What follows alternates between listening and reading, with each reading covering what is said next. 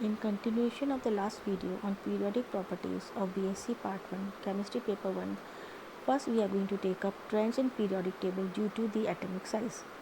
Atomic radius is directly proportional to, firstly, the principal quantum number of outermost electrons, and secondly, it is inversely proportional to the effective nuclear charge, that is Z star.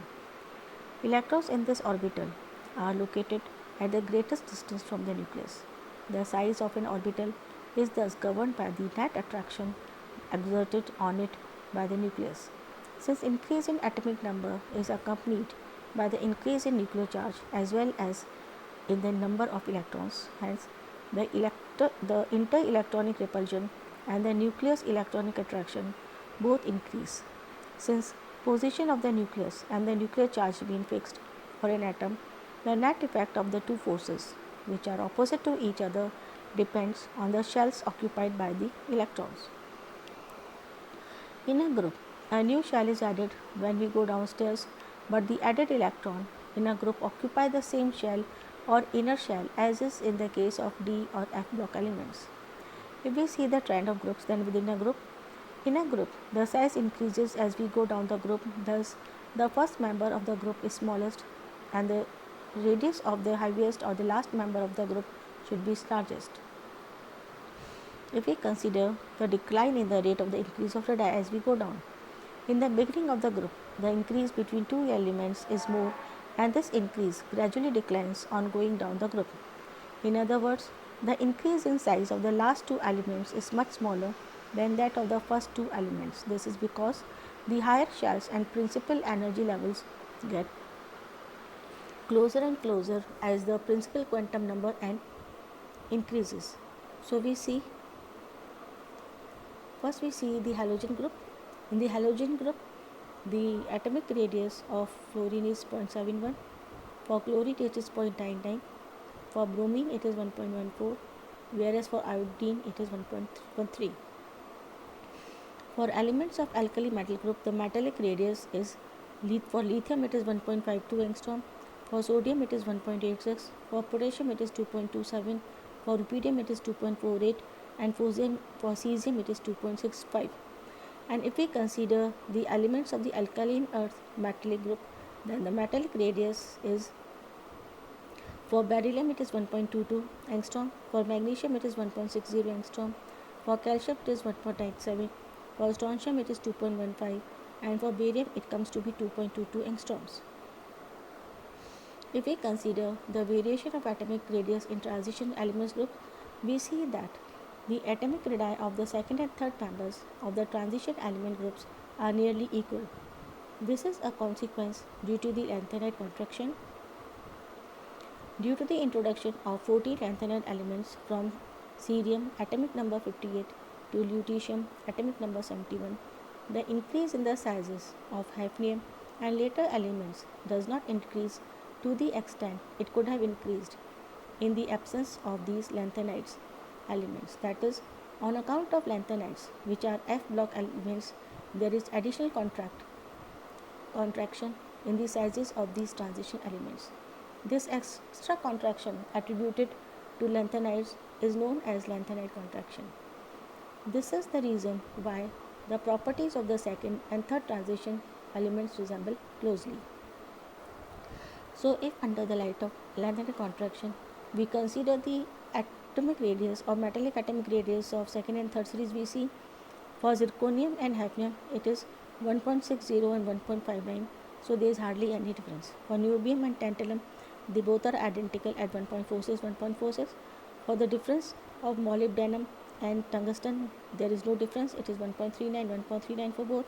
And for technetium and radium, it is 1.36 and 1.37, so the difference is negligible.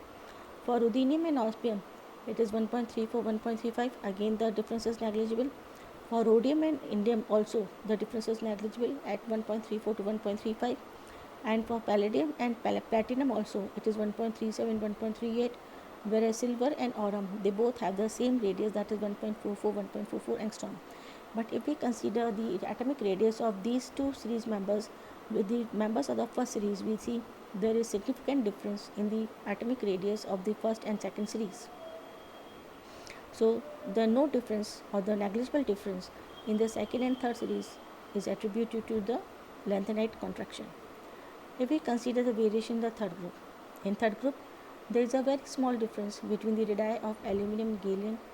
This is because of the transition elements which appear between second and third group.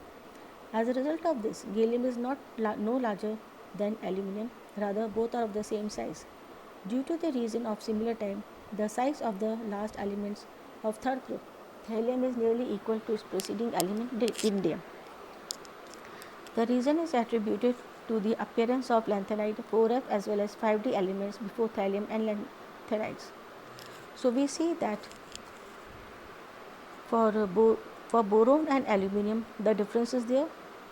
From 0.80 it has increased to 1.25, but from helium to gallium the radius is identical, 1.25 to 1.25, there is no difference, and from indium and thallium the difference is only of 0.05, so it is negligible difference between indium and thallium atomic radius. Then we come to study the trends in periods. In a period, the added electrons enter either the outermost shell or some inner shell like F shell or D shell. In case of the outermost shell, the increase in the repulsive force is much less than the increase in the attractive force due to the increased nuclear charge. In such cases, all the electrons in an atom will be held more tightly than the electrons than in the preceding atom. Consequently, the atom contracts. Such is the case with the representative elements, that is S and P block elements.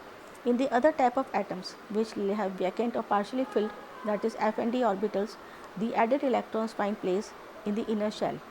Though the increased nuclear charge tends to pull the outermost electrons towards itself, it is strongly opposed by the added inner electrons. It is found that the effect of the increased nuclear charge on the outermost electrons is almost completely annulled by the entry of an electron in the inner shell. Consequently, despite an increase in the nuclear charge, the outermost electrons experience approximately the same force as that in the preceding atom. Hence, there will be no substantial change in the size of the atom.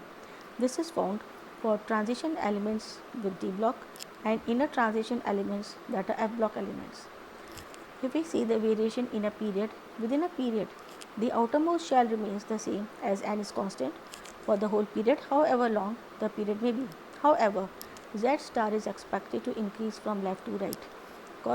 Consequently, at each step, all the electrons are attracted with increased attraction, and a general overall decrease is observed in radius when we go from left to right.